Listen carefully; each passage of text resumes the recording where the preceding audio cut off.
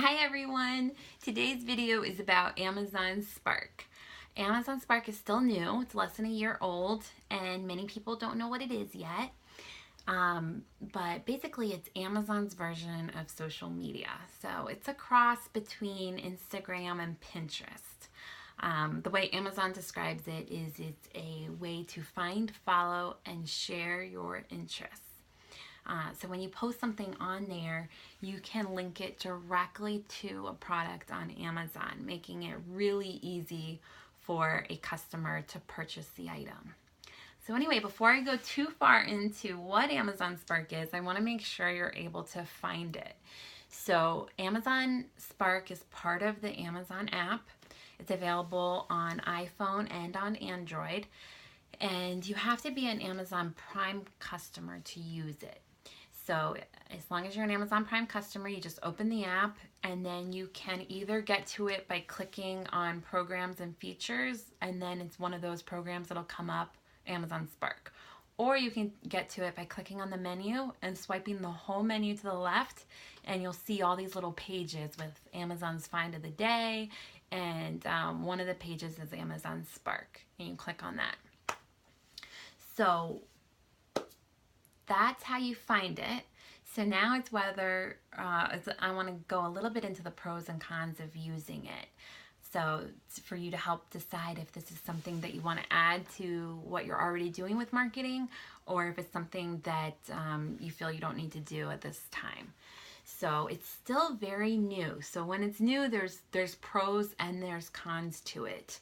One of the pros and cons, I put this in both columns, is that it's only available to Prime customers. So that is a pro because everyone that is viewing your posts will be a Prime customer. So they already like Amazon, they're already used to shopping on Amazon. They just click on your shirt or whatever you're selling and they can buy it. So that's a pro, but it's also a con because it cuts down on the total number of viewers. So anyone who is not a Prime customer is not going to be on there. So it's just a less quantity of people. Another pro is that it's free. It's completely free to use. So that really helps because you can just test it out and see if it's something that works for you, but it doesn't cost anything. So there's really no downside to at least trying it out. Another pro is that one of the good things about it being new is that there's just very little competition. So you're not going to get lost in everything. So on Instagram, Facebook, some of these really big platforms, if you're new and you don't have a big following, it's really hard for some of your posts to be seen. On Spark, it's not. Anyone's post can be seen because there's just not a lot of people posting right now. So that's in a way, it's a good thing because you're going to be seen. Another pro is just that it's so easy to use. If you've ever used Facebook, Instagram, any kind of social media, it's pretty intuitive. You'll figure it out pretty easily. I think it's set up pretty well. And another pro is that you don't need a big following. So on Instagram, Facebook, it really helps if you have a lot of people following you because then those followers will see everything that you post. With Spark, you can have a following. They have that option for people to follow you, but it's not absolutely necessary. A lot of people will still see your shirts even if they're not following you. So the reason that you don't necessarily need a following is because everything that you post, you can have up to 5 tags associated with it. And a tag is kind of like a category. So let's say there's people following dogs. That's a category that they said they're interested in. Anytime you post something with that tag, everyone else who follows that tag will see your post. So right in the beginning when you sign up for Amazon Spark, they ask you what you're interested in, and those become the tags that you see. So that's nice that you don't, it's nice for a beginner that you don't need a huge following. You can post stuff right away and right away have a lot of people see it. One of the cons is just that it's so uncertain what Amazon's plans are with this. Any of you that are watching this, you probably found me because you're either an Amazon seller or you sell merch shirts on Merch by Amazon. So if you're either one of those, you're sort of used to Amazon. Amazon doesn't always tell us everything that they're doing and everything that they're thinking. So there's a lot of uncertainty, which you just get used to the longer you're on the Amazon platforms. So with Amazon Spark, there's uncertainty. It's unclear why Amazon is not promoting this. It's been since July of 2017, and most people have never heard of it. So Amazon has a big name. They would easily be able to tell people about this if they wanted to. They'd easily be able to feature it on their website or email customers, or there's a lot of ways they could tell people about this, and they haven't. So we're unsure why. So that's one of the cons, is that this whole they could decide this platform's not worth it and get rid of it. So just be aware, we don't know what Amazon's plans are with this. So if they just get rid of the whole thing, then, and if you get used to using it and then it just goes away, that's a little bit of a con. But the pro is that it's less than a year old, and as we've seen from merch, there's some growing pains in the beginning. This is like a brand new thing to Amazon. Amazon's working on a lot of things. They really haven't put a lot of effort into this yet. So if at any time they do put effort into this and start promoting it, it could get really big really fast. So if you're already using it, you could be one of the first people to take advantage of that, because you've already gotten used to the platform. You've already built a little bit of a following. You're already posting things that you know works. You've been able to test out some things. So as soon as they open the floodgates and all the customers start seeing it, they're going to see you first, because a lot of these people that Amazon started with, let me back up and tell you about that. Amazon started with paying social media influencers. So I don't really know why that's the way they chose it. They basically had these really big social media influencers posting to a platform that had no customers yet.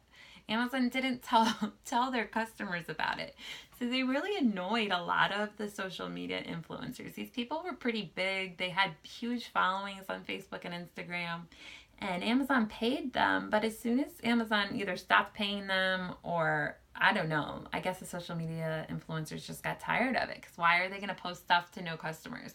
So in the very beginning last year, like summer and fall of last year, it was pretty interesting looking at the platform, because everyone posting, you could tell they were experts. Like the pictures were amazing quality.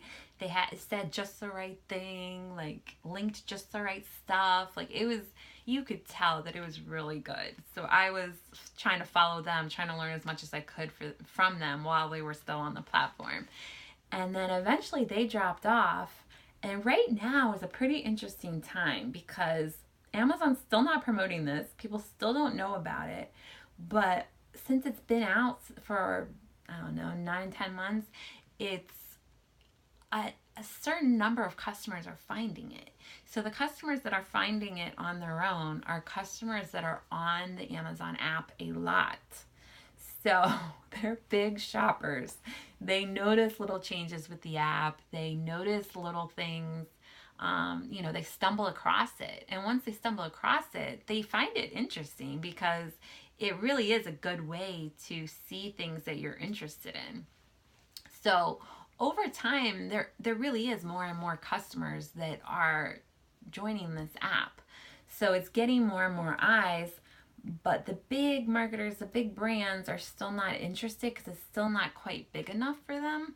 So it's this rare little opportunity where I think it's absolutely perfect for people that are either beginners or just one-people businesses like mine, where it's just very small. It's just you, because you don't have time to hire all these people and have the most perfect pictures and the most perfect descriptions. You can just throw up a shirt and people might buy it, because there's no other competition. You might be the only shirt that day.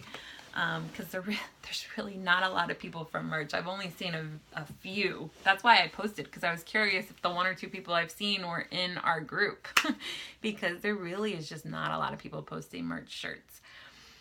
So anyway, so it's an interesting time. I think it's good practice.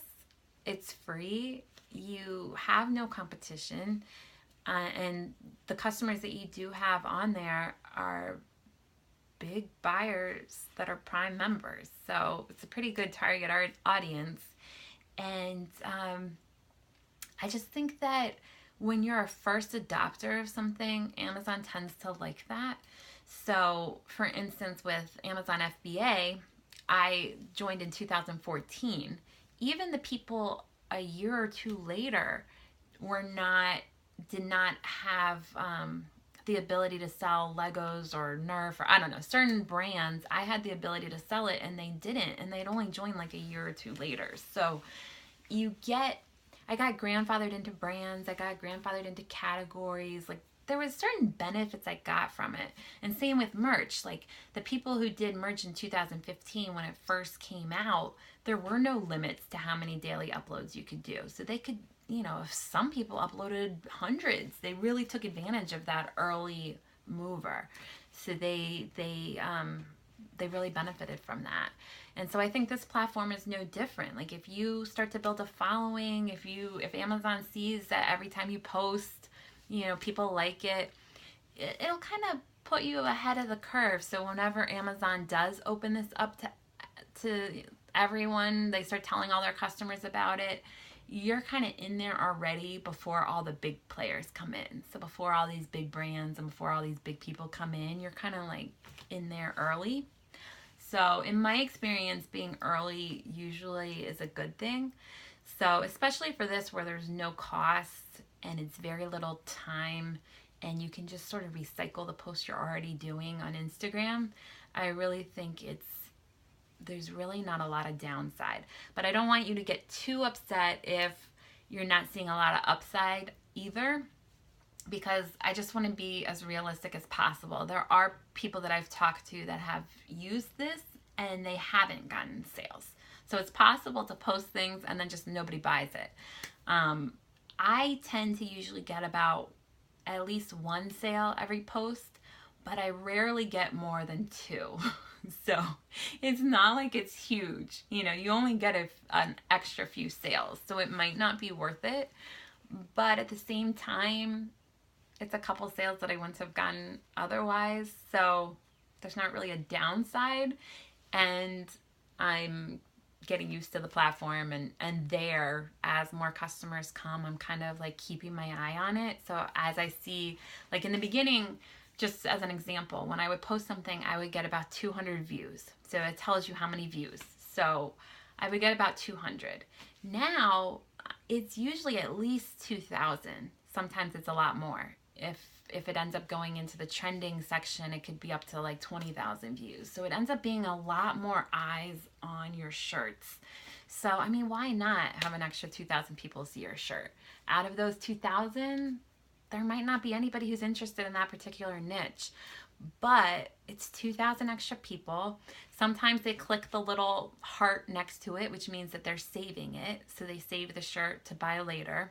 Sometimes they just follow you, which is also a benefit, even if they didn't buy that shirt. So, it's something to think about. I just wanted to make sure everyone was aware that it's there in case it's something that you're interested in the future. But that's basically it. Real quick, I just wanted to go through a few tips for using it and just explain the types of posts that you can do on there. So there's 5 different types of posts. There's photo, product, link, poll, and question. So the photo one is the one I use the most. You could do any photo you want. So I have done photos from mock-ups. So I use Placeit and I put a shirt, I make a mock-up of a shirt. So basically it looks like somebody's wearing this shirt. So that's one way. You also could just have a picture of yourself wearing the shirt or someone you know wearing the shirt. I've done that before also. I've taken a picture just from a hike I did wearing the shirt, and I was there was a waterfall in the background. So I used that picture and it got a lot of views. I mean, that one actually did really well, just the picture of myself wearing it. Because people like authentic. They really like seeing who is the person behind these posts. What is their personality? What do they look like? So the mock-ups work because it makes it interesting, but the pictures of yourself wearing it work even a little better because it's a little bit more authentic. The other type of post is products. So if you don't want to deal with taking a picture, you can just literally have the picture of your shirt on the Amazon website. That could be your post. So you just click on product, you find your product, it shows up, and then you can write a brief description. Link is another option. So you can link to your own website or any website. Poll is a really good one. I do that one a lot. So poll is, you're basically doing a poll for anyone who is viewing this.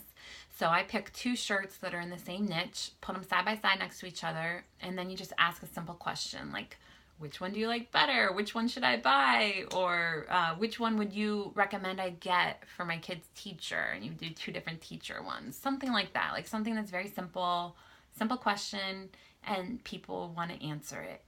So you get a lot of interaction on those because people are voting, and then some people are making comments and liking it and things like that. And then the last type of post is a question post. I have not personally done this option, but I'm sure like it could be helpful if you have a big following. Maybe you could ask a question like, what has been your favorite type of post that I put out there? Something like that. So it's just a question option.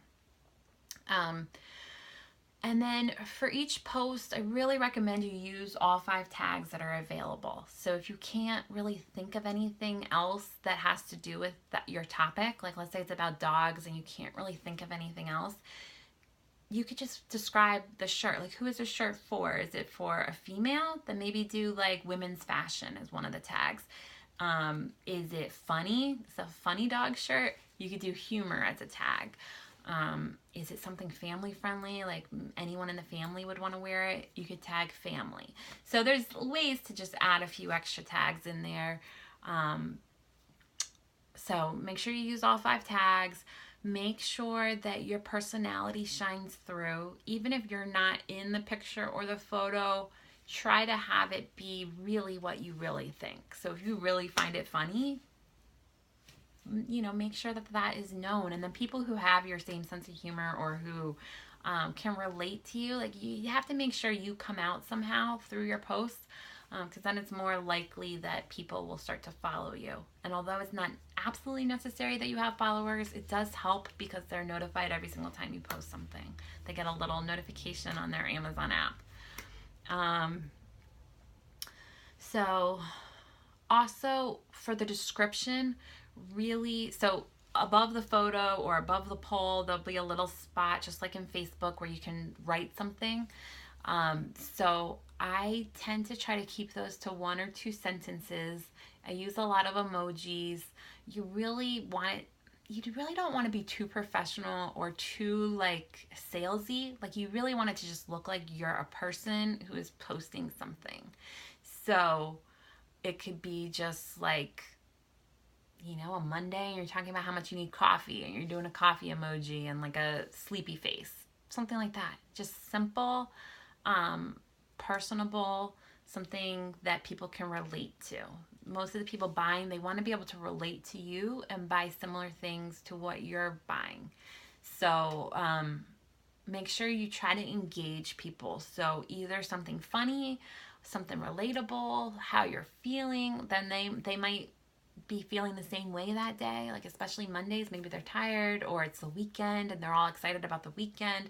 So you want to bring people in one way or another, like either relate to them emotionally or ask them a question that is easy and fun to answer, but really try to engage people, because the more engagements that you get on your posts, they end up being in a trending category. And when they're in a trending category, it doesn't even matter with the tags anymore. Everyone sees it.